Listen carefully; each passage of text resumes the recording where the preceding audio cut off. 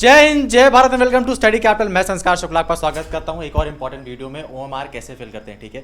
किसी भी तरीके आप इसमें मिस्टेक करोगे, कितना भी अच्छा तुम्हारा पेपर गया है, 0 मार्क्स आ जाएंगे। तो ध्यान से वीडियो को देखना और अच्छे से फॉलो करना जो भी इंस्ट्रक्शन बता रहे हैं, ठीक है। तो welcome to Study Capital students. आज ओएमआर किस तरीके से फिल किया जाता है, कौन कौन से इंस्ट्रक्शंस को हमें केयरफुली ध्यान रखना होता है, इस वीडियो में लोग ध्यान देंगे। क्योंकि एग्जाम आपका आपने कितनी भी बढ़िया तैयारी करके रखी हो एग्जाम के लिए, लेकिन अगर आप एग्जाम में ओएमआर को अच्छे तरीके से फिल नहीं करते हैं तो आपके एग्जाम की कॉपी नहीं चेक होती है तो आपके मार्क्स कहां से आएंगे। तो सबसे पहले मैं आपको दिखाना चाहूंगा आपको ओएमआर किस तरीके से होता है और आपको किस तरीके से फिल करनी है चीजें। ये आपको ऐसा ही कुछ आपको ओएमआर देखने को मिलेगा आपके एग्जामिनेशन हॉल में, जो कि आपको आपका जो इन्विजिलेटर होता है वो आपको पकड़ाएगा, ठीक है। यहाँ पे कुछ चीजें आपको देखने को मिले, जैसे रोल नंबर हो गया, टेस्ट बुकलेट हो गया, टेस्ट बुकलेट कोड हो गया, और यहाँ पे आपको डिक्लेरेशन ऑफ द कैंडिडेट, आपको यहाँ पे आपको सिग्नेचर करना पड़ेगा। अब देखो कई बार ऐसा भी होता है कि यहाँ सिग्नेचर करने की जगह लोग इन्विजिलेटर की जगह पे सिग्नेचर कर देते हैं, तो वो भी सारी चीज़ों को ध्यान में रखना है। और ये आपका ओवरऑल 1 से लेकर 100 क्वेश्चन तक या आपके एग्जाम में देखो, जैसे जनरल टेस्ट हो गया तो आपको 1 से लेकर 60 तक वहाँ पे दिखेंगे, जिसमें से आपको 50 क्वेश्चन करने रहते हैं, तो 60 का ओएमआर आपको मिलेगा। इसका मतलब ये नहीं कि आपको 60 क्वेश्चन करने हैं, 50 ही करने हैं। ऐसा सेम आपको डोमेन में 50 मिलेगा तो 40 ही करना रहेगा, ठीक है, 50 नहीं करना है। सर जरा बताइए किस तरीके से बच्चे इसको फिल करेंगे। बिल्कुल सर ने अभी बहुत इंपॉर्टेंट बात बताई और ध्यान से सुनना। जैसे आपको 60 में से 50 क्वेश्चन करने हैं, तो मान लो आप 15 वाला क्वेश्चन आप छोड़ रहे हो, नहीं कर रहे हो, तो 15 वाले में कुछ भी फिल मत कर देना। 15 तभी आपका माना जाएगा कि आपने उसको छोड़ा है जब आप उसमें कुछ भी फिल नहीं करोगे। लाइन से 1 से 50 तक कर दोगे तो लाइन से 150 में 0 दे देगा, ठीक है। ध्यान रखना है इस चीज़ को। एक और चीज़ आप इसमें देख रहे हो, आपने चीज़ें बोर्ड में अपने भरे हो गए चीज़ें, लेकिन मैं बता रहा हूँ जब भी पेपर में जाना तो एक्स्ट्रा दिमाग अपने से मत यूज़ करना। तुम्हारे वहाँ पे एग्जामिनर इन्विजिलेटर होंगे, ठीक है। फॉर्म में तुमने 1000 रुपये जमा किए ना, वो तुमको हर चीज़ बताएंगे, तो उनके बताने के हिसाब से ही चीज़ों को फिल करना, ठीक है।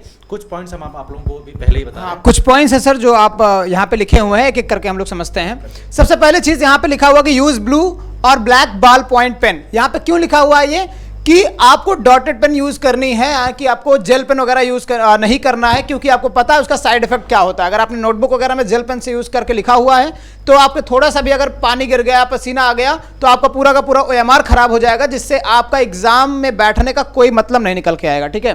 तो यहाँ पे आपको ब्लू और ब्लैक बॉल पॉइंट पेन का यूज करना है। आपको जेल पेन या किसी भी तरह के और भी जो इंक वगैरह वाली पेन आते हैं उनका यूज नहीं करना। सर सेकंड पॉइंट, ठीक है। सेकंड पॉइंट आपको है फॉलो एग्जामिनर इंस्ट्रक्शन केयरफुली, ठीक है। तो मैंने जैसा आपको बताया, जब आप फिल फॉर्म फिल करोगे तो आपको कहाँ साइन करना है, कहाँ इन्विजिलेटर के साइन है, कहाँ रोल नंबर में क्या चीज़ें भरनी है, आपको सारा बताया जाएगा। तो उनके पॉइंट्स को प्लीज़ फॉलो करना, ठीक है। क्योंकि पहली बार सीयूटी ऑफलाइन मोड में करा रहा है तो कुछ चेंजेस हो सकते हैं, तो तुमको वहाँ पे वो प्रॉपर अच्छे से बताएंगे, उनको फॉलो करेगा। तो सेकंड पॉइंट आपका ये हो गया। सेकंड आपको ध्यान रखना है, do not mark anything on OMR, ठीक है। ओएमआर में कोई ओम नमः शिवाय #@ मत लिख देना, सीधे सीधे 0 दे देगा वो, ठीक है। एकदम क्लीन रखना है ओएमआर। आपको पता है ये ओएमआर ना कंप्यूटर से चेक किया जाता है, तो इस कॉपी को कंप्यूटर में अपलोड किया जाएगा। कंप्यूटर अपने जैसे मान लो ऑप्शन नंबर 4 सही है, तो अपना ऑप्शन नंबर 4 में डार्क और अच्छे से फिल किया है तो आपको उसका करेक्ट आंसर दिया जाएगा। पॉसिबल नहीं किसी इंसान को चेक करना पूरा का पूरा ओएमआर, कंप्यूटर चेक करने वाला है, तो कोई इंसान जरूर, कोई दया नहीं रहने वाली तुम्हारे ऊपर, ठीक है।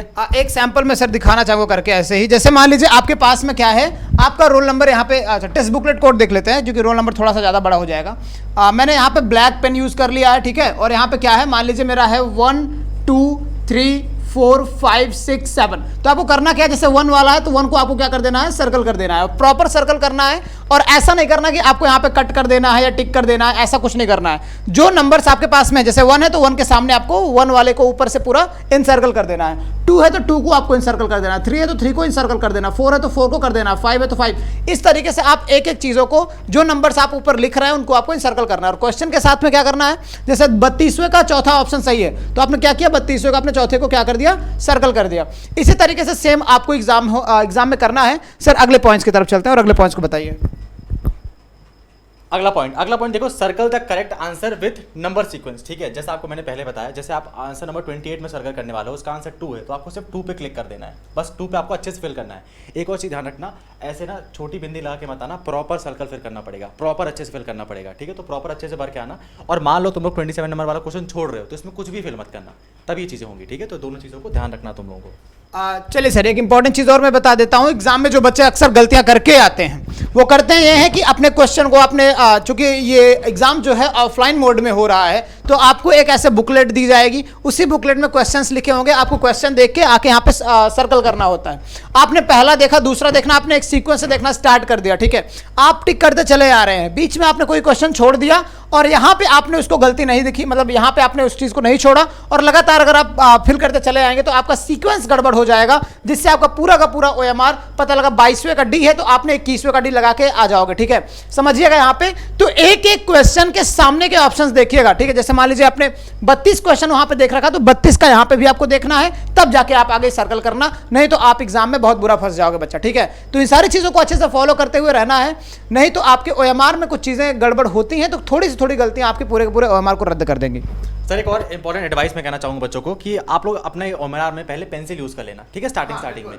तो पहले का तुम लोग डायरेक्टली ब्लैक पेन से मत टिकर के आ जाना, कभी कभी क्या होता है हमको बाद में सही आंसर याद आता है, तो पहले ही पूरा ब्लैक पेन से या ब्लू पेन से पूरा मत फिल करके रखना, पहले पेंसिल से फिल करके रख देना। लेकिन लास्ट में 5 मिनट बचा के रखना, क्योंकि तुमको लास्ट में तुमने पेंसिल से फिल किया है तुमको उसको श्योर करना पड़ेगा ब्लैक पेन से या ब्लू पेन से, तो तुमको लास्ट के 5 मिनट बचा के रखने पड़ेंगे, ठीक है। लास्ट में ऐसे गोद दोगे तो कुछ काम नहीं चलेगा, ठीक है। तो सारे के सारे मोस्ट इंपॉर्टेंट पॉइंट्स है, जरूर ध्यान रखना, अच्छी खासी मेहनत करके गए हो, यहाँ काम नहीं बिगड़ना चाहिए, ठीक है। अच्छा खासा टॉप करना है हम सभी लोगों को। बिल्कुल सर, पेंसिल वाली बात थोड़ी सी अच्छी है, बट आपको इतना ध्यान रखना है कि अगर आप पेंसिल से सारी चीज़ों को मार्क करते हुए आ रहे हैं, आपने वेरीफाई दोबारा करना, तो उसमें थोड़ा सा समय आपको ज़्यादा लग सकता है। तो इसके लिए आपको करना क्या है कि जिस तरह से आप पेपर को डिवाइड करते हैं कि भाई ये मुझे आ रहा है, ये मैं पहले करूँगा, जो चीज़ें एकदम टफ है उसके लिए आपको थोड़ा सा समय देना होता है। तो उस समय देने से पहले जो चीज़ें आपने श्योर कर ली है कि ये एकदम सही है, उनको आपको सर्कल कर लेना है एंड देन आपको आना है टफ वाले पोर्शन पे। और ये भी ध्यान देते हुए क्वेश्चन के मार्किंग और क्वेश्चन के सीक्वेंस को मतलब एकदम एग्जैक्टली देखते हुए, नहीं तो पता लगा आप इन सर्कल करते हुए भी पूरा गड़बड़ कर देंगे, ठीक है।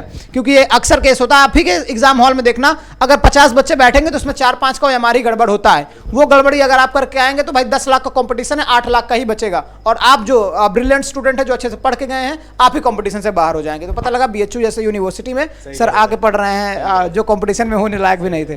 तो इस वीडियो में बस इतना ही, खूब मन लगा के पढ़ो, आपका एग्जाम बहुत नजदीक है। क्या क्या पहन के जाना, किस तरीके से आपको ड्रेस कोड होना चाहिए, क्या क्या चीजें लेके जानी है, वो चीजें बताई गई हैं। एक वीडियो और आपकी आएगी जो आपको और डिटेल में चीजें बताएंगी कि क्या क्या गलतियां और स्पेसिफिक नहीं करनी है, ड्रेस कोड आपका कैसा होना चाहिए, और एग्जाम में अगर मैं एग्जाम में बैठता तो मैं कौन कौन सी चीजों का बाकायदा ध्यान देता, और मेरे जो एक्सपीरियंसेस है वो मैं आपको शेयर करने वाला हूँ।